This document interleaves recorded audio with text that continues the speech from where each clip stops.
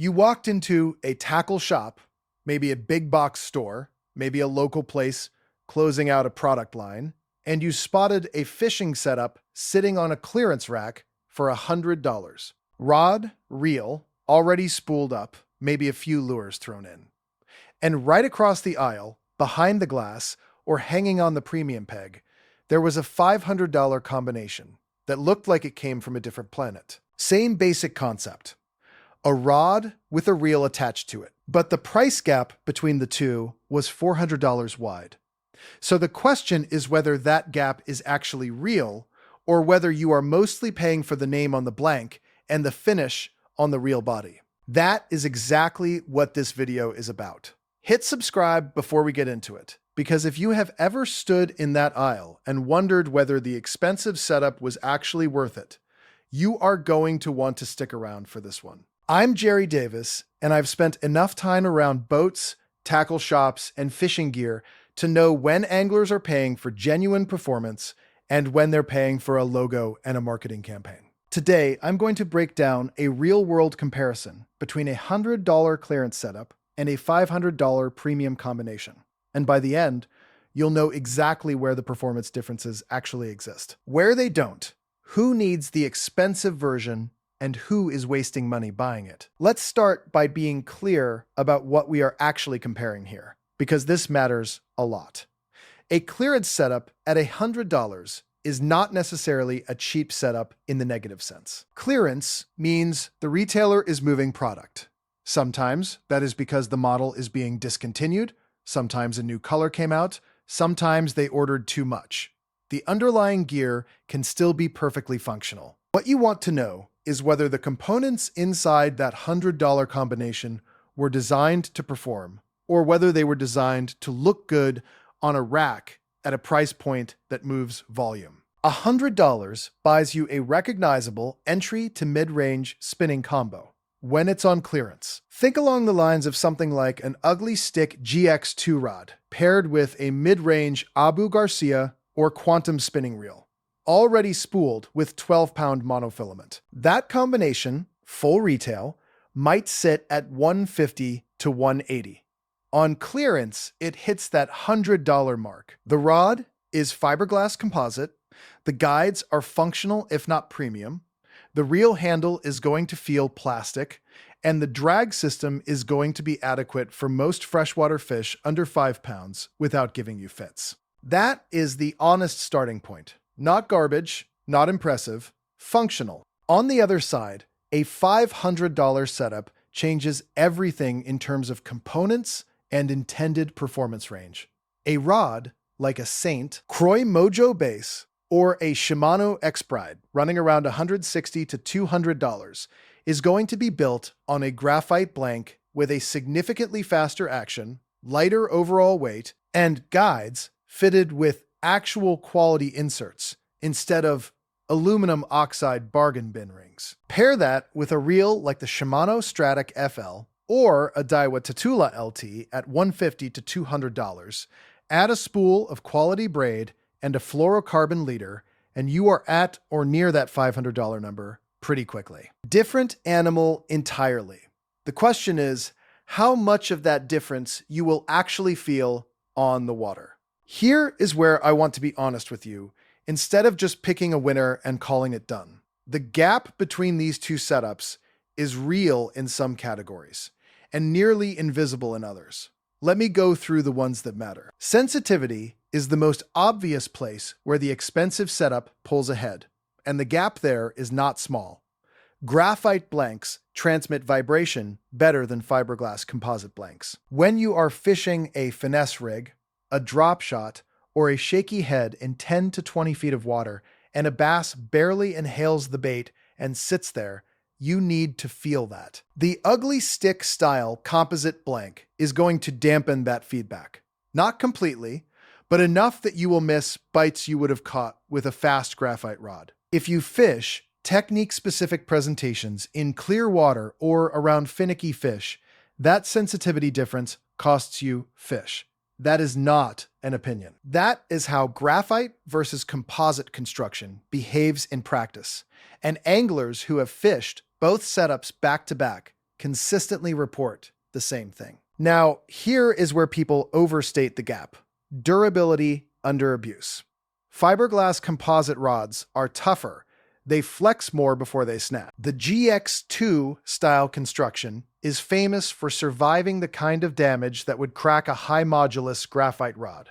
And those graphite rods can and do crack when they get pinched in a truck door, slapped against a boat gunnel, or stepped on.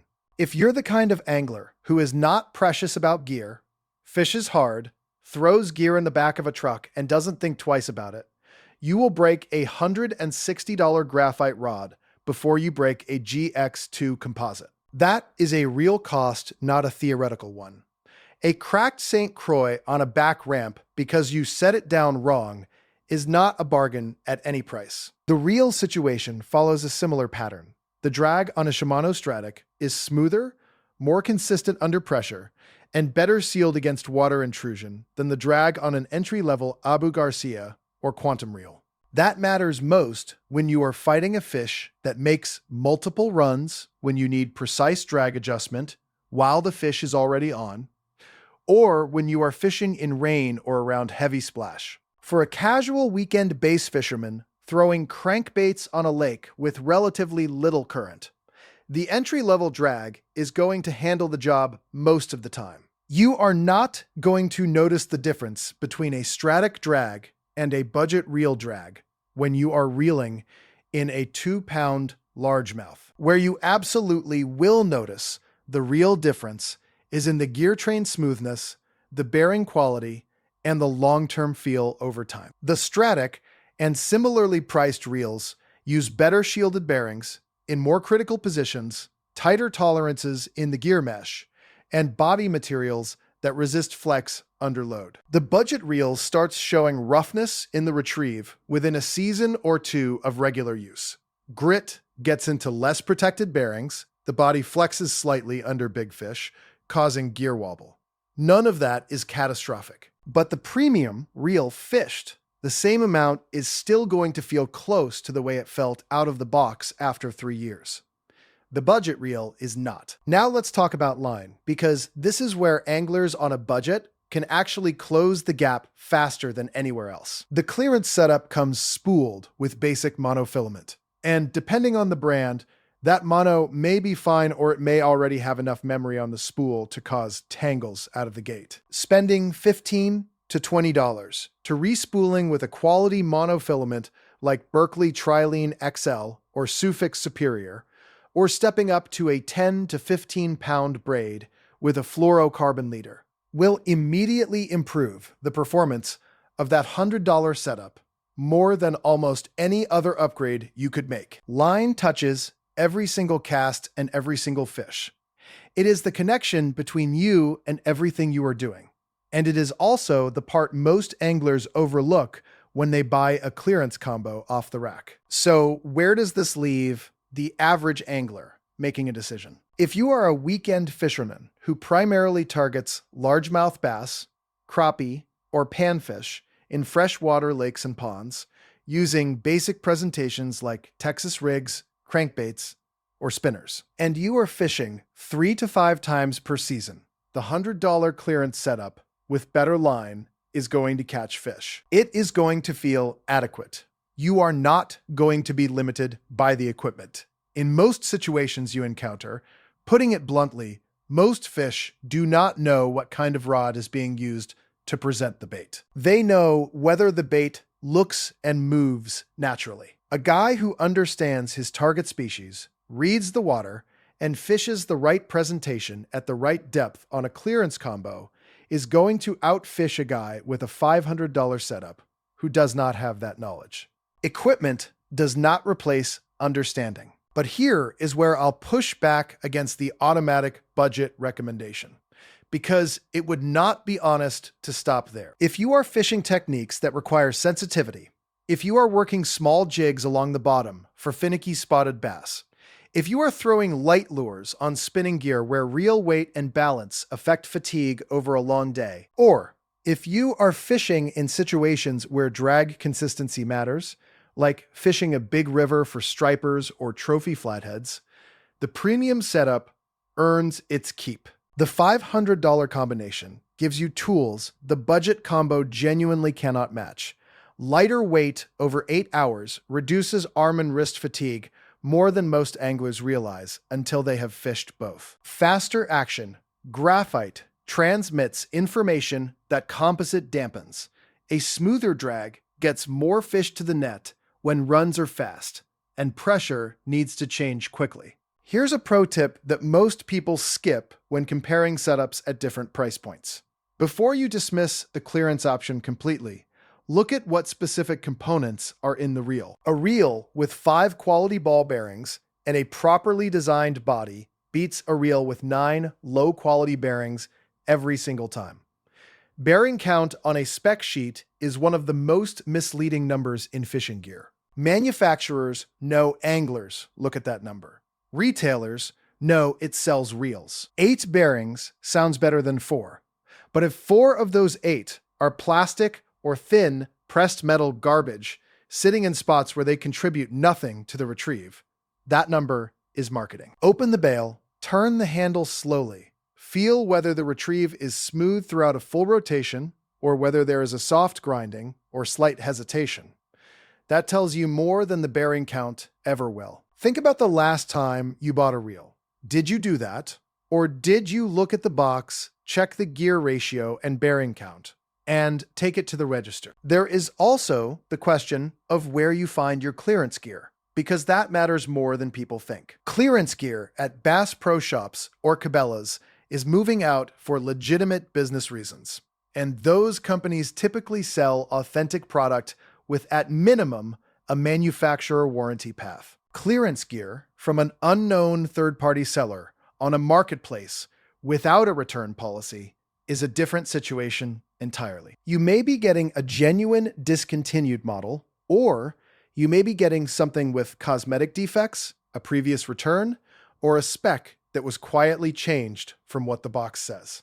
If you are spending $100 on clearance gear, buy from a retailer with a return window and test the reel thoroughly before the receipt is gone. Let me know in the comments whether you've picked up a clearance setup and how it actually held up for you, because the real-world feedback from anglers who have fished these combos over a season or two is more useful than any lab test. Some of you are going to say the budget combo outlasted what you expected.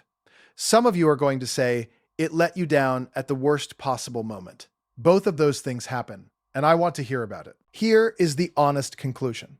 The $500 setup is a better combination of components. The graphite blank is more sensitive. The reel is smoother and more durable over time. The overall quality of the parts is higher in almost every measurable way. But better components do not automatically translate into more fish if you are not fishing situations where those advantages matter. A casual angler who does not push the gear to its limits, who primarily fishes freshwater for common species at reasonable depths, who fishes occasionally and maintains equipment only loosely, is not going to recoup the cost difference in fish caught or fish lost. The $100 clearance setup with quality line and matched tackle is a legitimate option for that angler. The premium setup makes sense for the angler who fishes frequently, targets species or conditions that demand sensitivity and drag performance, and takes care of equipment well enough to get the long-term life out of it that justifies the price. It also makes sense for anglers whose technique is advanced enough that they can actually feel and use the information a graphite rod provides. A beginner on a fast graphite rod with a Stratic may not catch more fish than a beginner on a clearance combo, because they have not yet developed the feel to translate sensitivity into better hook sets. Good fishing gear is the gear that matches the way you fish, survives the conditions you put it through, and does its job without creating another problem. That might be the clearance setup. That might be the premium one. The worst decision you can make is assuming the price tag is the answer. Hit like, subscribe, and share this with someone who is standing in that tackle store aisle trying to figure out which way to go. I'm Jerry Davis, and I'll catch you in the next one.